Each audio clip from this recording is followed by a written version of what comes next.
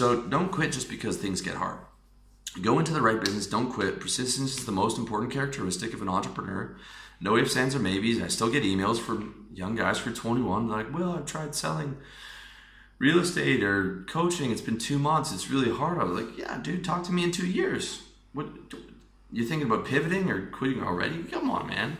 You got to be serious. You got to be really, really, really persistent, dude. Okay.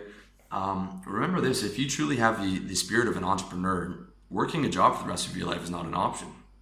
I didn't have a choice about starting a business. I had to, because I have to make money some way, and I hate my life when I work a job. I hate every single job that I have. I cannot work a job. I'm also not employable, because it's very hard for me not to talk back when someone tells me what to do. Okay? So, I mean, think of it like you're going to do or die as an entrepreneur. That's the mentality you have to have. Okay? Now, there's something to be said about quitting if it's proven beyond a shadow of a doubt that you made the wrong decision in business. Like, it was a smart thing for me to quit my online magazine because it was just a bad business to get into. But if you've chosen the right business, like I said, like you started the service business, you found something with high demand, right?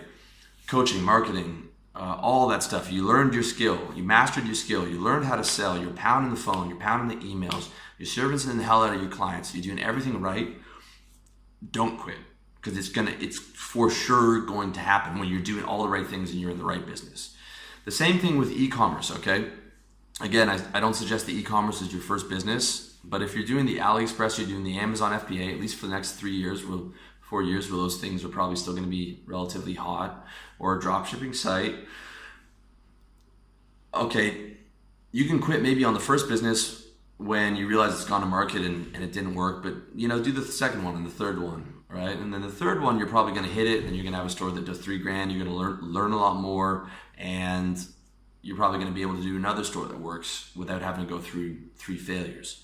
So that's very important, is when you've got the right mentality, you started the right business, do not fucking quit, dude. Ever. Remember, it's just, when I set the vision for this, I'm like, I'm doing this or I'm going to die trying. That's how you have to think about it, because what else are you going to do, man? Go work a fucking job? I'd rather die than that. So I might as well start a business and die trying to fucking make that happen. And when I did that, I was able to build this business and able to go to Asia and travel and do what I want, and it's a beautiful thing, and it just comes from not quitting. But I don't recommend a blog for the vast majority of you guys. I don't recommend self-improvement or personal development business for reasons we cover already. Next thing on how to handle obstacles is take responsibility for your mistakes and learn from them. Okay, so Eric Ries, in his classic book on customer development, says to treat failure as feedback, which I think is really good. I think he's right. Although at the time, failure will make you want to bang your head through a wall. Failure in business is like a divorce. It's painful. But looking back, the most I've learned from entrepreneurship, and basically the genesis of all this, is from my mistakes.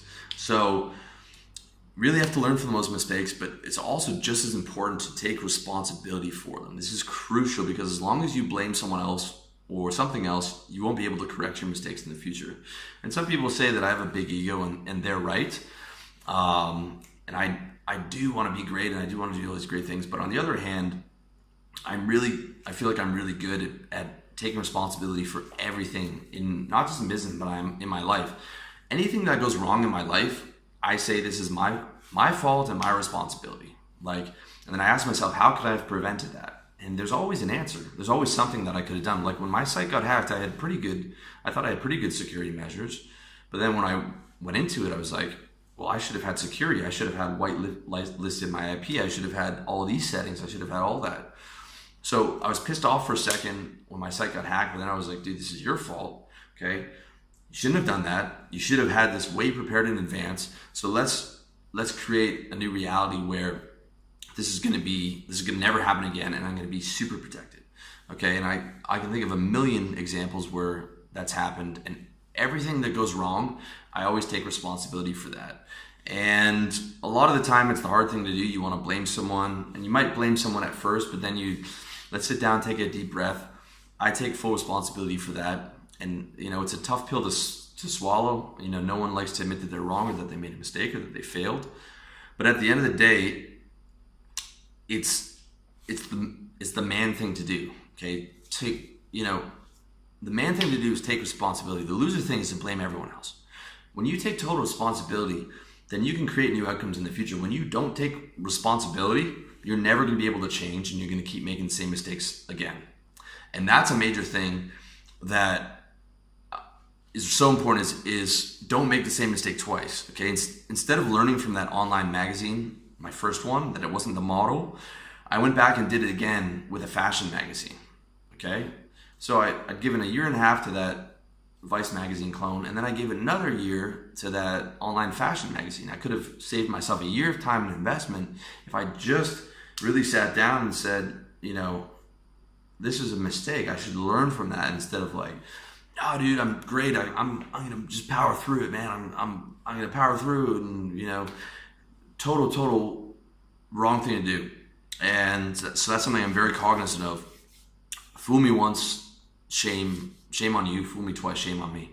So really take responsibility from your mistakes and learn from them. And finally, the last point, okay, is don't fail.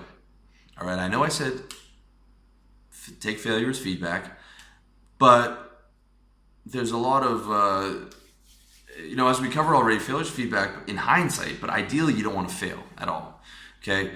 Eric Ries, as I said in his groundbreaking book on customer development, super influenced the startup culture. So when I was in the Startup Accelerator, I heard a ton of guys talking about failing fast and pivoting, and failure is feedback. And we're not trying to make money, we're just trying to learn. And then they pivot, and we're not afraid to fail. And it was all like pro failure. And I was like, all those are useful concepts. I get it. I think failure as feedback is a great useful concept in hindsight. But moving forward, don't fucking fail. Okay? Don't fail. Like, I was the guy who's like, no, I'm not in this for a learning experience. I'm in this to succeed, and I would argue with those other guys. I'm in this to succeed and to make money, and I will reluctantly accept failure. I will reluctantly accept it and reluctantly learn it as feedback, but I do not want to do it. I'm not in this to pivot. I'm not in this to iterate. I'm not in this to, look at it as a learning experience. I'm in this to succeed. So you really have to have that mentality of I don't want to fail, because failure costs you so much. As I said, in your first business, let's say it takes you a couple years of working some shit corporate job to save the money, build your exit plan, like I teach you how to do and how to sell. And you finally get out only to fail 3 months later because you picked the wrong business and you didn't work hard. 2 years of saving is gone, dude. That's 2 years of your life gone. Now you're gonna have to go back to the corporate world, save for another 2 years. So that's like 4 years gone. X amount of money, all the opportunity cost of being able to invest that into a winning business, all the compound interest of the client that you got a year ago that could be paying you 4 years later, all the opportunity cost of that client's lifespan over 10 years, all the opportunity cost of compound reinvested marketing and advertising and reinvesting the profits into your business. Like, failure is costly, dude. Not just financially, but mentally and psychically. And I feel like 4 businesses, the last couple of the e-commerce ones I didn't care about because I was just doing them on the side with RLD. But when I took those losses on those magazines, I was like, that fucked me up for weeks, dude. The one where my partner stole my domain and tried to ransom it back to me, that fucked me up for like a month, because not just was it a failure, but it was like a personal betrayal. So like, you have to have the mentality of like, I'm not going in this to fail. I'm not preparing to fail. I'm preparing to win at this. Okay. Failure feedback, learning from your mistakes is good in hindsight. But the whole reason I did this series was so that you don't make the same mistakes that I did. I want you to get out there in your first business, or if you're already in the business right now, make sure it's the winner and not fail, and have success right from day one. Okay. I want you to have success right from day one and not make the same mistakes that I did. So again, it's about picking the right business, where you know who has your money, there's a demand, clear, simple strategy to get revenue and keep it coming in. All the stuff that I covered in this series, which you can see at revolutionarylifestyledesign.com in the article notes,